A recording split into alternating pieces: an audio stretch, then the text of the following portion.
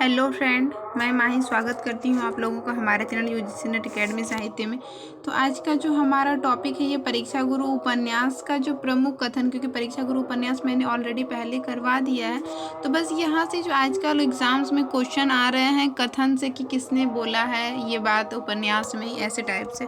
तो बस हम उसी को आज को देखेंगे। आप लोग को पता होगा कि इनके जो उपन्यासकार हैं लाला श्रीनिवास दास जी हैं, और फिर इनका जो प्रकाशन है 1882 ईस्वी, ठीक है। और इनके ये पात्र वगैरह सब मैंने बता दिए थे। यहाँ पे जो सबसे ज़्यादा बताना है इम्पॉर्टेंट है वो यहाँ पे कथन को लेते हैं फ्रेंड्स। सबसे पहले जो यहाँ पे, हाँ, इसमें थोड़ी सी भाषा जो है ना, भाषा हिंदी का जो है ना, नया पुट नहीं पुराना, मतलब कि अभी जिस तरह की भाषा है ना फ्रेंड्स, उस तरह की भाषा नहीं यहाँ पे दिल्ली के आसपास की ये बोली इसमें से मिलती है। तो यहाँ पे आप लोग देख लीजिएगा कि थोड़ा मतलब पढ़ने में थोड़ा उलझन टाइप से, जैसे कि यहाँ पे दिया है, आप देख सकते हैं यहाँ पे एक, जैसे कि भाषा में, जैसे कि यहाँ भाषा में इस तरह हम लोग अभी नहीं लिखते हैं ना, लेकिन फिर भी यहाँ पे लिखा गया है।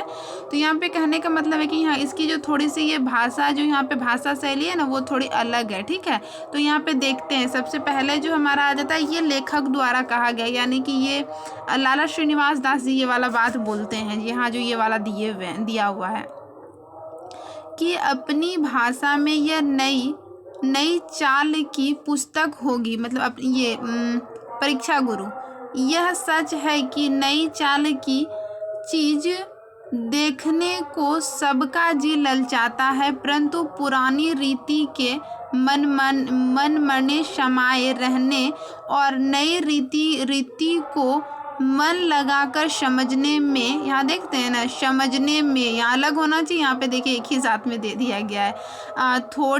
थोड़ी मेहनत होने से पहले, यहाँ पे होने से पहले पहल पढ़ने वाले का जी कुछ उलझने लगता है और मन उछट जाता है। यानी कि यह इसकी जो भाषा है इनके बारे में बोल रहे हैं कि इसको मतलब ये इनको जब आप पढ़िएगा ना, ये नेट पे भी उपलब्ध है परीक्षा गुरु उपन्यास, तो वहाँ पे भी इसमें दिया हुआ है कि मतलब पहल जो स्टूडेंट्स इसको पढ़ेगा ना, मतलब उनको अच्छा नहीं लगता ये पढ़ने में, मतलब ऐसा लैंग्वेज इसमें यूज़ किया गया, ठीक है।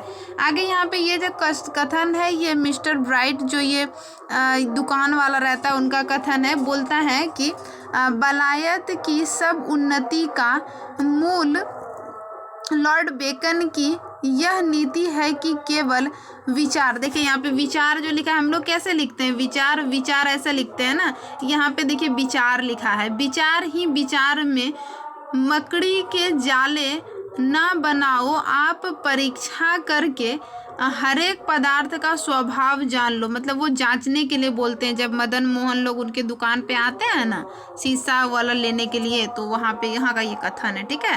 आगे यहाँ पे कुछ कथन और भी हैं, मैंने सिर्फ यहाँ पे कथन ही लिया है फ्रेंड्स। ये यहाँ पे जो है लाला हरदयाल का कथन है, काफ़ी लंबा है और इम्पॉर्टेंट भी है। यहाँ पे दिया है कि प्रीति का सुख ऐसे ही अलौकिक है, संसार में जिन लोगों को भोजन के लिए अन्य और पहनने के लिए वस्त्र तक नहीं मिलता, यहाँ पे देख सकते हैं मिलता, थोड़ा फ्रेंड्स इसमें थोड़ा डिफ़िकल्ट वर्ड है, शायद प्रोनाउंसिएशन भी गलत हो सकते हैं। तो यहाँ पे देखो उनको वाला यहाँ जो दिया है, हम लोग कैसे लिखते हैं उनको ऐसे लिखते हैं ना, तो बस आप लोग समझ लीजिएगा। उनको भी अपने दुख सुख के साथी और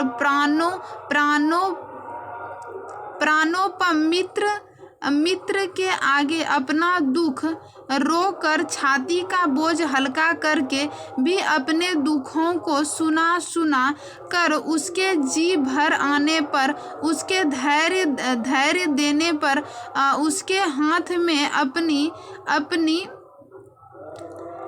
डबडबाई हुई आँखों की आंसू पूछ जाने, हम लोग बोलते हैं ना पूछ जाने पर जो संतोष होता है वह किसी बड़े राजा को लाखों रुपये खर्च करने से, देखिए जैसे हम लोग ऐसे से लिखते थे, यहाँ पे डबल दे दिया ऊपर में, से भी नहीं हो सकता हम लोग थोड़ा अलग लिखते हैं। तो यहाँ पे ये किसका कथन है, तो यहाँ पे ये भी आप समझ लीजिए फ्रेंड्स, इस मतलब ऐसे टाइप्स के अगर कथन वाले पंक्ति आते हैं तो ये तो पहले कंफर्म हो जाइएगा कि ये परीक्षा गुरु उपन्यास से ही लिया गया है। और ज़्यादातर जो कथन पूछे जाते हैं फ्रेंड्स, मतलब कथन वाले जो है ना वो सिलेबस से ही आते हैं, जहाँ तक मैंने प्रीवियस ईयर देखा है, मतलब बोल सकते हैं कि 10 साल 12 साल का पीछे तक का। ठीक है, तो यहाँ पे ये हो गया। आगे जब मैं यहाँ पे देखूँ तो यहाँ पे फिर है लाला ब्रज किशोर का ये वाला पंक्ति है। तो यहाँ पे देख सकते हैं, परोपकार की इच्छा ही अत्यंत उपकारी है, परंतु हद से आगे बढ़ने पर वह बेफिजूल खर्ची समझी जाएगी। मतलब ब्रज किशोर जो होता है मदन मोहन का बेस्ट फ्रेंड रहता है, अच्छा रहता है ना, मैंने उसमें भी समझाया था आप लोगों को। तो वही यहाँ पे ये बोल रहे हैं फिजूल खर्चे की बात अपने कटुब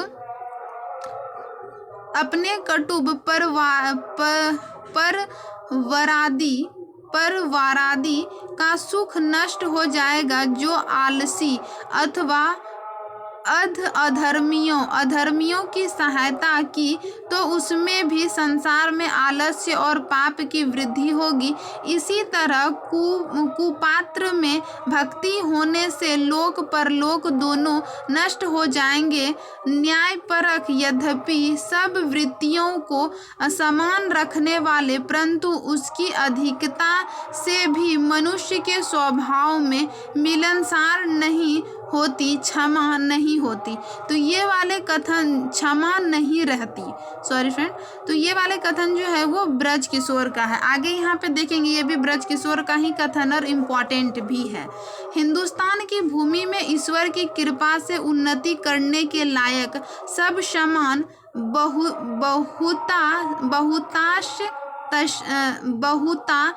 बहुतायत से मौजूद है। केवल नदियों के पानी ही में से बहुत तरह के कलें चल सकती है, परंतु हाथ हिलाए बिना अपने आप ग्रास मुख में नहीं जाता। नई युक्तियों का उपयोग किए बिना काम नहीं चलता। तो ये भी कथन जो है फ्रेंड, यहाँ पे थोड़ा वर्ड डिफ़िकल्ट है फ्रेंड्स, मतलब ये भी समझ जाइए कि यहाँ पे कैसे कैसे मतलब दिया हुआ है, तो मतलब शब्द से भी आप पहचान सकते हैं। ठीक है,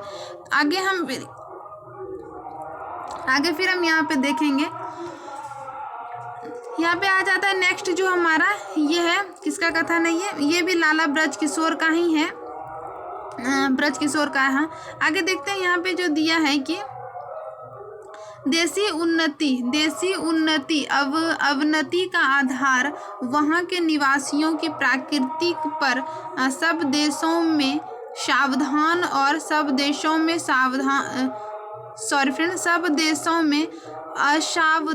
असावधान मनुष्य रहते हैं, परंतु जिस देश के बहुत मनुष्य सावधान और औद्योगी होते हैं उनकी उन्नति होती जाती है। जिस देश में असावधान और कामकस विशेष होते हैं उसकी अवनति होती जाती है। हिंदुस्तान को देखिए क्या लिखा है, हिंदुस्तान में इस समय देश की अपेक्षा सच्चे साधक बहुत कम है। जो है वो द्रव्य की असंगति से अथवा द्रव्यवानों की अज्ञानता से अथवा उपयोगी पदार्थों की अप्राप्ति से अथवा नई चीज़ों की युक्तियों के अनुभव करने की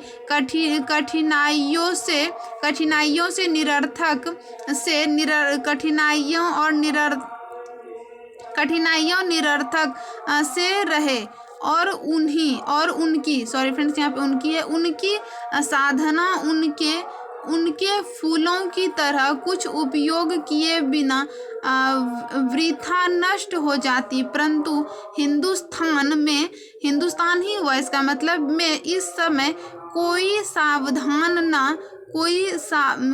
सावधान ना हो, यह बात हरगिज नहीं।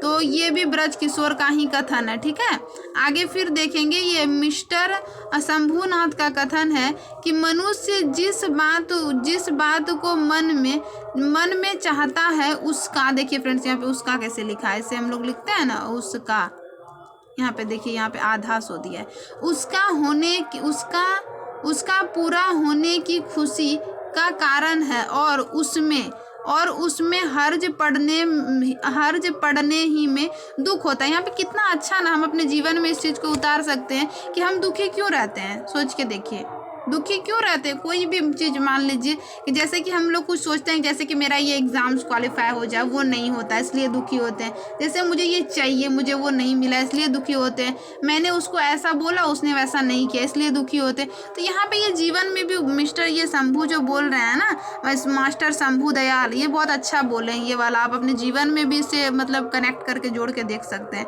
नेक्स्ट जो हमारा लाला ब्रजकिशोर का ही है, देखते हैं यहाँ पे क्या दिया है। फिर हिंदुस्तान की उन्नति नहीं होती, विद्या भाष्य के गुण कोई नहीं जानता, अखबारों की कद्र कोई नहीं करता, अखबार जारी करने वाले नफ़े के बदले नफ़े के मतलब नफ़ा जो होता है, फ़ायदा जो होता है, उनके बात बोल रहे हैं। नफ़े के बदले नुकसान उठाना पड़ता है। हम लोग अपना दिमाग खिपा, यानी कि दिमाग लगाना होता है ना, वही खिपा कर देश की उन्नति करने के लिए आर्टिकल लिखते हैं। अंग्रेजी भाषा देख सकते हैं आर्टिकल, परंतु यह देश के लोग उसकी तरफ आँख उठाकर भी नहीं देखते हैं। तो ठीक है, यहाँ पे ये वाला कथन जो है ये भी इनका ही है। यहाँ पे फिर देख सकते हैं जो ये है लाला ब्रजकिशोर का ये कथन है। यहाँ पे है क्या, ईश्वर ने मनुष्य को स्वतंत्र बनाया है पर वह स्वेच्छाचारी नहीं बताया, क्योंकि उसको प्राकृतिक के नियमों में अदल बदल करने की कुछ शक्ति नहीं दी है। ये भी ब्रजकिशोर की पंक्ति और मेरे को बहुत इंपॉर्टेंट लगती है इसमें। ठीक है, वैसे भी ये उपन्यास काफ़ी बड़ा है फ्रेंड्स, और मुझे नहीं लगता कि कोई टीचर के गाइड के बिना या फिर कोई बुक गाइड के बिना मतलब एक नॉर्मल स्टूडेंट सारे कथन को निकाल लेगा। ठीक है, वैसे कोई निकाल भी सकते हैं जो बहुत ज़्यादा इंटेलिजेंट हैं, वो नहीं मैं बोल सकती हूँ। यहाँ पे फिर नेक्स्ट है हमारा लाला ब्रजकिशोर का जो है यहाँ पे वर्तमान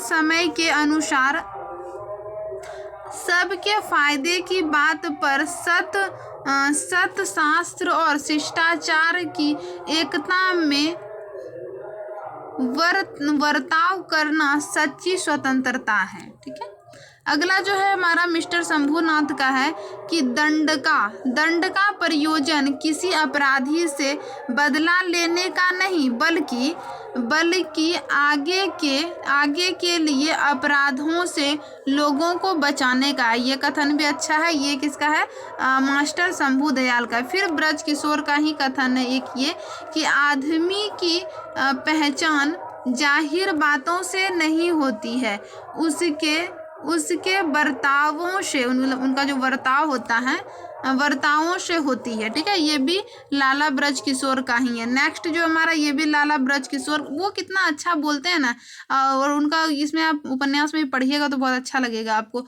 और ये क्या है, उपदेशात्मक उपन्यास ही है ना ये। इसमें 41 प्रकरण भी हैं, और फिर वो प्रकरण के नाम भी बहुत अच्छे हैं, और फिर वैसे चीज़ का उसमें दिया भी गया है। तो बहुत अच्छा जीवन से जुड़ी हुई है, तो ज़रूर आप लोग पढ़िएगा। मनुष्य को जलन उस मौके पर हुआ करती है जब वह आप उस लायक ना हो, परंतु तुमको जो लड़ाई बड़े परिश्रम से मिलती है, वह ईश्वर की कृपा से मुझको मेहनत मिल रही है, फिर मुझको जलन क्यों। तुम्हारी तरह खुशामद करके मदन मोहन से मेल किया चाहता तो मैं सहज और कर लेता, परंतु मैंने आपका यह चाल पसंद ना की, तो आपकी इच्छा से छोड़ी हुई बातों के लिए मुझको जलन क्यों है। जलन की वृत्ति परमेश्वर ने मनुष्य के इसलिए दी कि वह अपने से ऊंची पदवी वाले लोगों को देखकर उचित रीति से अपनी उन्नति और उद्योग करे। यानी कि इनका यहाँ पे ये पॉजिटिव वे में कहना है कि जलन ऐसे होता है, लेकिन भगवान ने क्यों दिया था। वो निगेटिव वे में इंसान जलन को लेता है, लेकिन भगवान ने क्यों दिया था जलन के, ताकि किसी को हम देखते हैं तो उससे हम आगे बढ़ने की कोशिश करें, पता उन्नति का उद्योग करें, है ना, उस रीति से, मतलब उस स्टाइल से उनका। ठीक है, यहाँ पे आगे हम देखेंगे फिर जो आ जाता है नेक्स्ट है हमारा जो, ये भी ब्रज किशोर का ही कथन है फ्रेंड्स, कि एक प्रामाणिक मनुष्य परमेश्वर की सर्वोत्कृष्ट रचना है। एक प्रामाणिक मनुष्य जो है वो क्या है, परमेश्वर की सर्वोत्कृष्ट रचना है। आगे नेक्स्ट हमारा है कोटेशन है, ये भी ब्रज किशोर का ही है, कि मनुष्य के मन के विचार व सुधरे तो पढ़ने लिखने से क्या लाभ हुआ। अगर मनुष्य का विचार ही नहीं सुधरता है तो पढ़ने लिखने का क्या ही फायदा है। ठीक है, तो यहाँ पे आगे देख सकते हैं। फिर यहाँ पे है ब्रज किशोर का, इसमें काफ़ी पंक्ति दिया हुआ है।